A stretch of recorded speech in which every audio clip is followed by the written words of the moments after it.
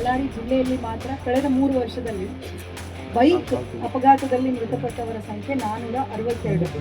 23ರಿಂದ ನಾನು ಸಂಖ್ಯೆ ತಗೊಂಡ್ರೆ 23ರಿಂದ 26 ಏಪ್ರಿಲ್ವರೆಗೆ 462 ಜನ ಮೃತಪಟ್ಟಿದ್ದಾರೆ. ಆನ್ ಆನ್ ಆವ್ರೇಜ್ 2 ದಿನಕ್ಕೆ ಒಂದು ಡೆತ್ ಆಗ್ತಾ ಇದೆ ಅನ್ನುವಂಥದ್ದು. ಒಂದು 150 ಜನ ಒಂದು ವರ್ಷದಲ್ಲಿ ಮೃತಪಡ್ತಾ ಇರುವಂಥದ್ದು.